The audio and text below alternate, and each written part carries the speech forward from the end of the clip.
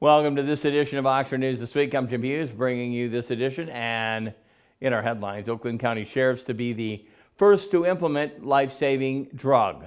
Pollyant Trail flashing crosswalk lights are now out of order, and now an Oxford Township man passes away after a motorcycling accident. Sit back, stay tuned. You're watching Oxford News This Week.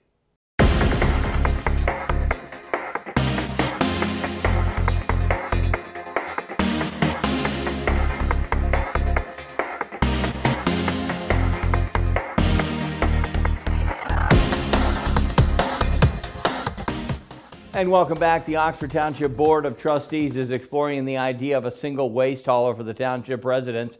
On the November 8th board meeting, a 4-3 vote update was a consulting agreement. A 4-3 update is consulting agreement for resource recycling systems. Voted 6-1 for a single waste hauler. The committee to develop the township's request for this proposal for a single waste hauler, Trustee Jonathan Nold made the motion to get an updated procurement proposal from the resource recycling systems. The proposal would include a single hauler implementation support in the amount of $9,000. Oxford Township resident Michelle Culver said she was concerned the Township Board was bringing the proposal up again after more than 200 people spoke out against it last spring. Trustee Nold said the residents' questions from the previous meetings would be addressed in the new proposal. Oxford Township residents can still currently contract with whomever waste hauling company they choose. The flashing lights on the crosswalks where the Pollyant Trail intersects Burdick Street and Drainer were scheduled to be removed this past week on the 13th.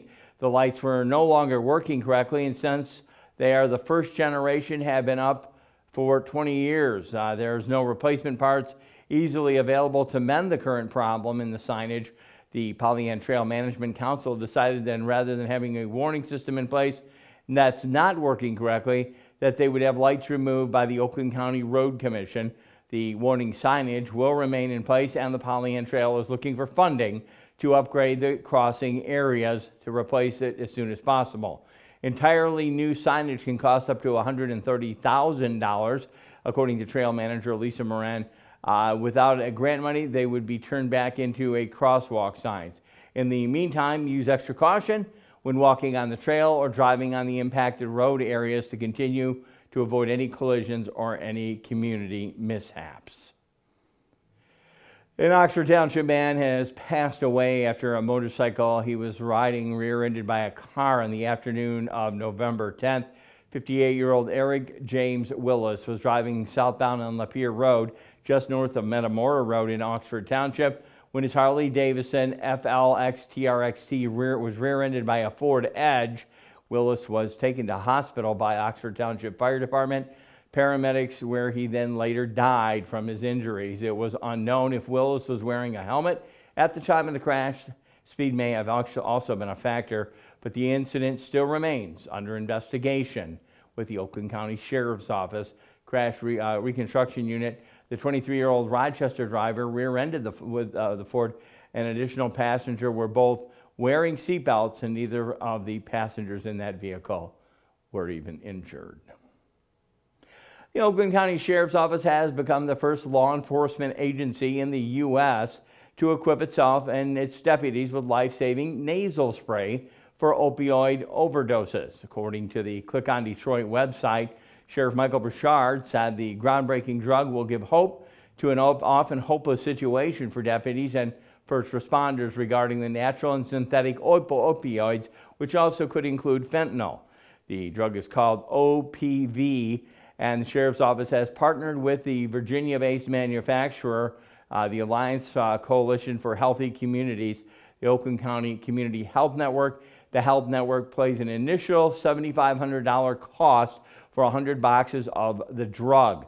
Training for the use of OPV will take place it's a 30-minute class and should be completed throughout the agency within a month. Again, every deputy needs to take the class, which again takes 30 minutes. Deputies in the Pontiac substation are the first to receive this training. The parents of the Oxford school shooter, have been granted separate trials. their alleged roles in the deaths of the 4 students. Oakland County Judge Cheryl Matthews said on the 13th decision, the parents had presented a united defense for 2 years, but after prosecutors shared some new evidence, again requested a change. There was no indication of what the evidence might be other than a statement from Shannon Smith, the lawyer for Jennifer Crumbly, who said it was based on law enforcement's additional interview of a witness in Florida. Assistant Prosecuting Attorney Mark A. Keast wrote that the parents are entitled to 2 separate trials because some of the evidence introduced against the co-defendant at the trial would be damaging to the other defendant. Keast also says in separate trials will come at a significant cost to the victims, witnesses, taxpayers, and additional jurors who have to serve. Each parent currently faces up to 15 years in prison. Another small business has recently joined the Oxford community Designed by Chance, a shop that specializes in custom laser engraving, sublimation printing, along with center stage and ribbon cutting took place at the Oxford Chamber of Commerce was there on the 14th. The shop is co-owned by husband and wife team Paul and Brooke Bobolts. They work with everything from leather to wood to stone and even glass to personalize a variety of different items, including caricature boards, pet bowls, and signs. The couple began their business back in February of 2023, and when the opportunity arose to open up a storefront in the heart of downtown Oxford at 14 South Washington, Brooke said it was that perfect time and space. Again, the location of Designed by Chance is open Wednesday through Sunday, and to learn more about their products and what you could do, maybe a great gift idea, designsbychancellc.com. You can visit their website or contact them at 248-532-8011. The National Computer Security Day is up and coming. The Oxford Township Parks and Rec is inviting you to celebrate safety. That'll be, of course, on November 30th, a Thursday. Pat McHale will share the recommendations to protect yourself and your computer while online surfing the net. Starting at 6:30 in the evening, general computer security, password, login security, and other items of that nature. It'll take place at the Oxford Senior Center. To register and learn more about the National Computer Safety Day that could be helpful to you, reach out to the Township Parks and Rec Department at 248-628-1720. Clarkson resident Matthew Stoyan came up with an idea of a brand new Armor of God a few years ago. He started out creating a few shirts, bracelets, bumper stickers, and then giving them away for free to represent the brand and inspirational message. Now Stoyan is lightning a battle with a lymphoma. He's fighting a battle with lymphoma. His blood brand is now circling back to benefit him. 100% of the profits from the store go directly to Stoyan's family to help pay for medical bills for his treatment. From now until the 1st of December, you can shop both youth and adult apparel that actually can be shipped to you. Clarkston or Oxford starting on December 15th. There's also a spot for donations on the website. Visit armorofgod.itemorder.com for more information. You can help out a well-deserved gentleman. In our Behind the Lens segment, which we've always come to enjoy, it's not every day that you get to see and sign the Christmas tree that'll dawn the Capitol. Take a look at these photos. Oxford graduate, former Oxford cheerleader Laura Hughes Edwards, yes, my sister, recently had the opportunity to do that. The tree traveled through her West Virginia town to the United States Capitol. It will stand. As it was carried, the tractor trailer made a stop in her hometown of Romney, West Virginia. And here my sister Laura Hughes had a chance to sign the banner adorning the trailer. And again, Laura is, my sister has been a long-time West Virginia resident, but always considers Oxford home. And this picture, these pictures, a few pictures taken, definitely worthwhile, getting the holidays off to a good start. In our last story, a salute and service to the symbolic sounds. Up and coming, you know him, Dave Kenny. He's got Auto Talk and Science in the News. You are watching Oxford News This Week on Oxford Community Television.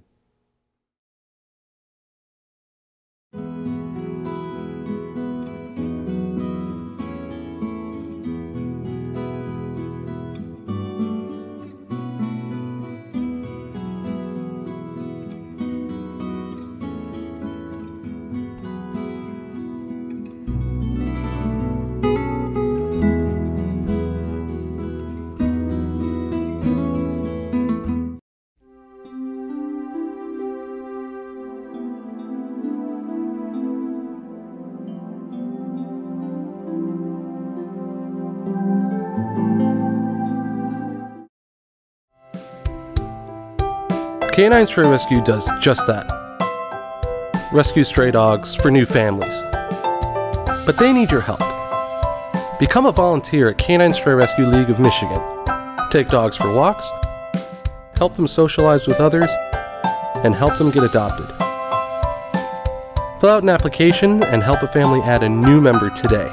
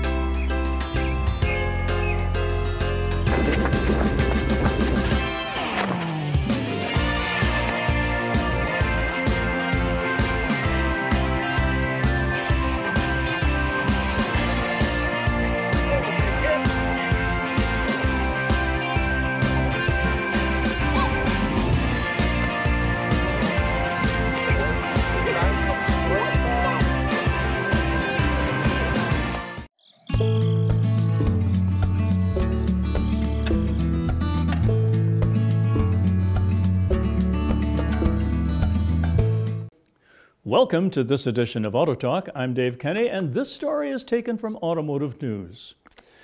When it arrives next year, the next iteration of Toyota's top-selling sedan, the 2025 Toyota Camry, will be exclusively hybrid, have all-wheel drive available as an option for all trim levels, and feature new styling and technology inside and out. Toyota is keeping the Camry on its current platform, but has re-engineered the sedan to improve performance and handling, including giving it a new hybridized powertrain. Brand head Dave Christ said it was a big decision because of the volume to make Camry exclusively hybrid, one that involved balancing battery supplies and regulatory concerns along with market considerations. In cars where we sell a hybrid and an internal combustion engine, usually the hybrid is selling faster at a faster turn rate, he said, adding that the automaker's experience converting its new sold-out Sienna minivan into a hybrid-only powertrain for the 2021 model year helped assuage any fears that doing so would hurt Camry's popularity. Chris said Toyota will spend a lot of time on pricing to make sure we're competitive with the Camry in order to maintain its sales volume. Through October, the Camry is Toyota's second best-selling vehicle in the U.S., with deliveries off by 0.6% at over 242,000, trailing only the RAV4 in the lineup.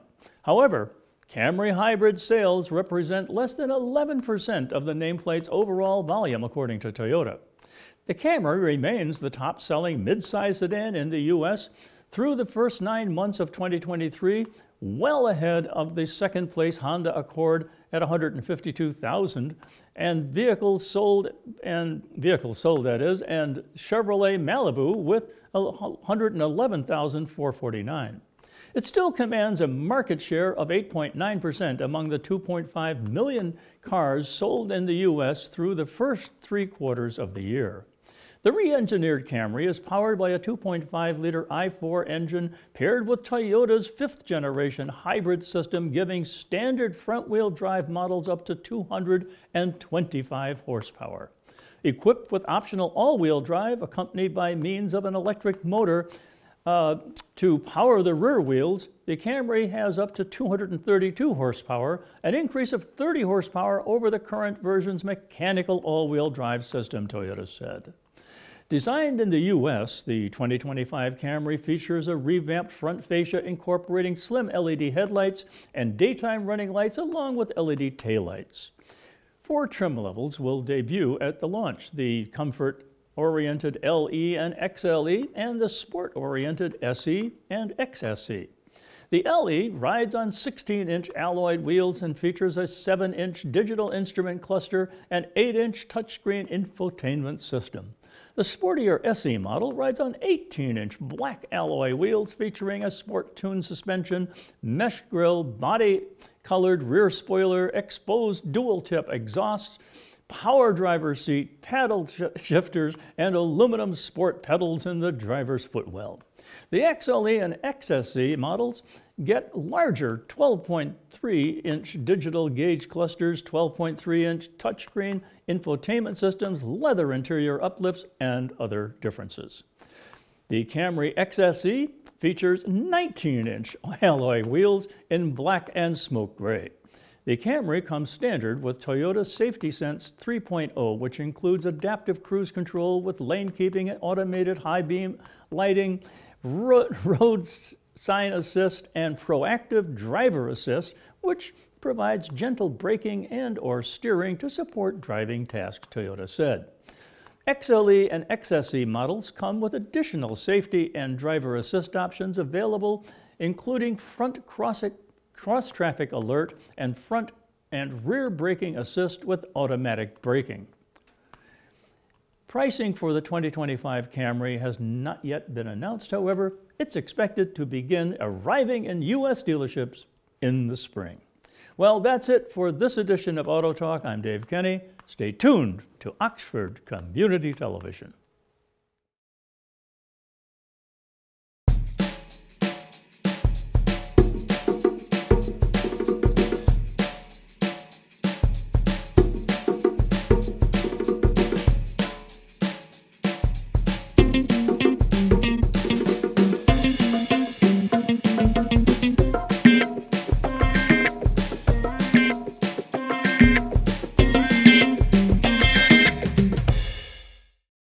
Have you liked us on Facebook yet? If not, what are you waiting for? Just go to your Facebook page, go to the search bar, and type in Oxford Community Television.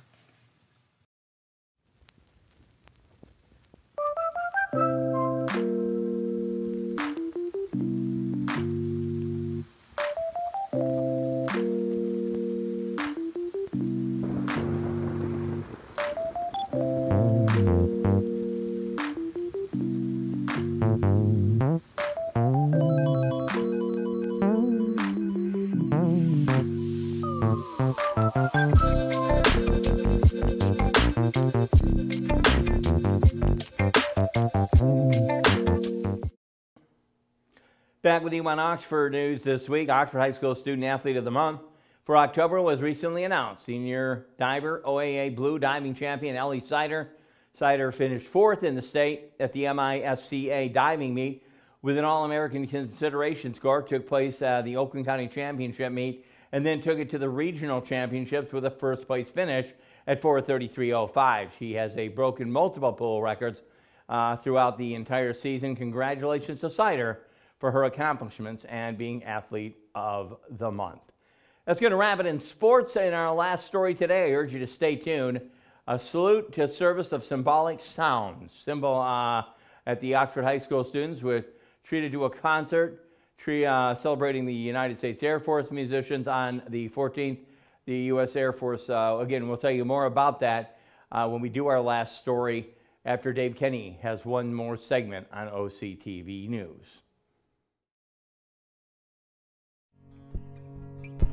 Canine Stray Rescue is Oxford's own local dog rescue. Each year they take in hundreds of dogs and bring them into suitable homes. A certified nonprofit organization, Canine Dog Rescue strives to give pound dogs a new leash on life. To donate, adopt, or even volunteer, call them at 248-628-0435 or go to their website, dogsaver.org, and click on the Canine Stray Rescue League link. Here's to the things that can keep us safe. Those we use all the time with hardly a thought. Those that are silently standing by to save our lives. And now, those that we carry with us everywhere we go. Many mobile devices will now bring you wireless emergency alerts, real-time information directly from local sources you know and trust. With the unique sound and vibration, you'll be in the know wherever you are.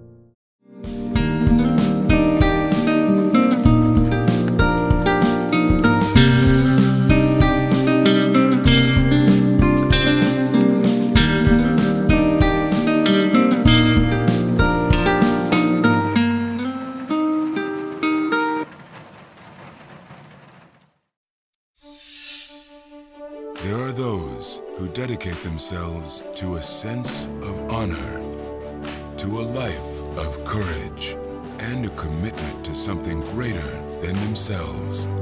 They have always defended this nation and each other. They still do. The few, the proud, the Marines.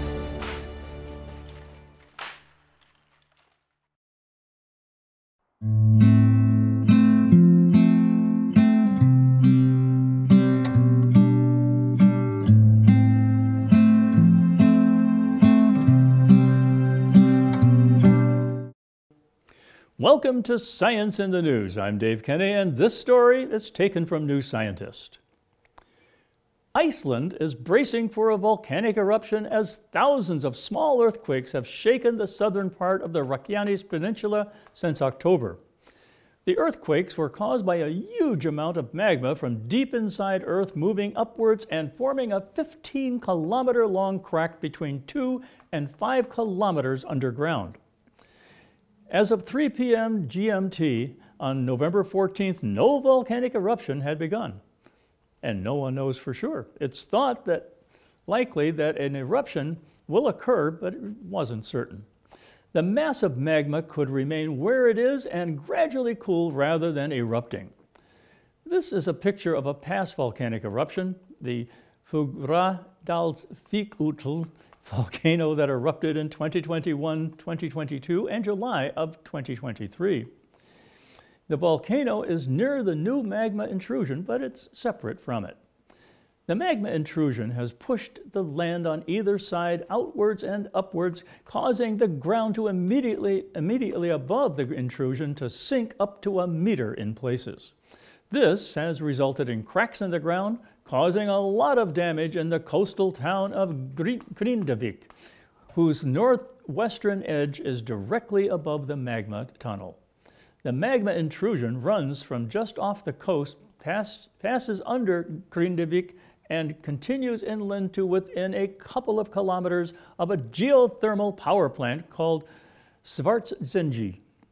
The hot water from Svartsengi is the source for the Blue Lagoon Spa nearby, one of Iceland's biggest tourist attractions. The 3,000 residents of Grindavik have been evacuated, but they were allowed back in briefly to collect belongings, pets, and livestock. And the Blue Lagoon is closed. No one can be sure. It's likely that a fissure vent could form with a fountain of lava generating a lava flow. But how much destruction this causes depends on where it happens and how much lava comes out. If rising lava reaches large amounts of groundwater or the eruption occurs under the sea, there could be an explosive eruption due to the formation of steam. If an eruption begins, it is likely to be fairly gentle explosions with the fountains feeding lava flows, Margaret Hartley at the University of Manchester in the UK said in a statement released by the Science Media Centre. In the past, Iceland has sometimes built earthen dams to deflect lava flows and protect key infrastructure, including on the Reykjanes Peninsula. However, the magma tunnel stretches for 15 kilometers in this case, and it isn't clear where or if lava will start to flow. The basalt eruptions that occur on Reykjanes Peninsula seldom produce much ash, so it's unlikely we will see an impact like that of the Eyjafjallajökull eruption in 2010. A submarine eruption could generate ash clouds with the potential to affect the air traffic at Keflavik International Airport, but we are unlikely to experience aviation disruption on the scale of the 2010 Eyjafjallajökull ash cloud events, said Hartley. Well, that's it for this edition of Science in the News. I'm Dave Kenny, and I apologize for any mispronunciations to all of Iceland.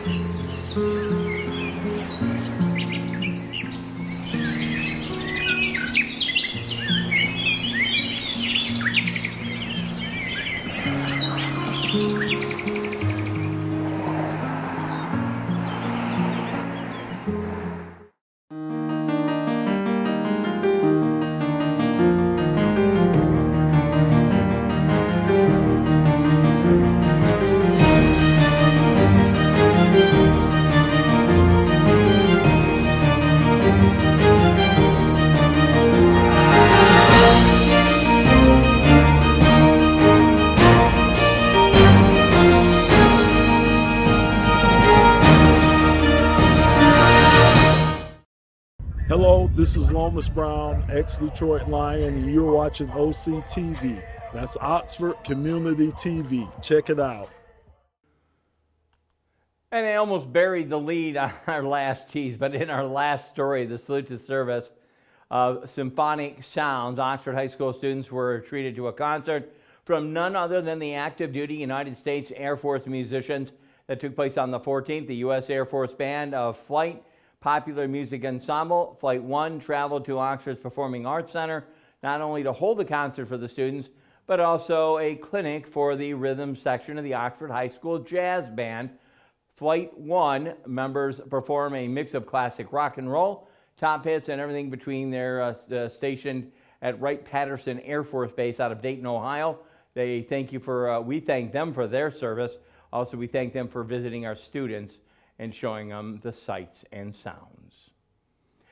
As always, we'd like to thank our news gathering sources for this week's Oxford News This Week, our friends from the Pollyant Trail, the Village of Oxford, the Oakland County Sheriff's Office, the Charter Township of Oxford, Oxford Athletics website, Oxford Community Schools Facebook pages, the websites Oxford Leader, click on Detroit, the Detroit News, Oxford Township Parks and Rec, armorofgod.com, itemorder.com, and oxfordstrongathletics.org.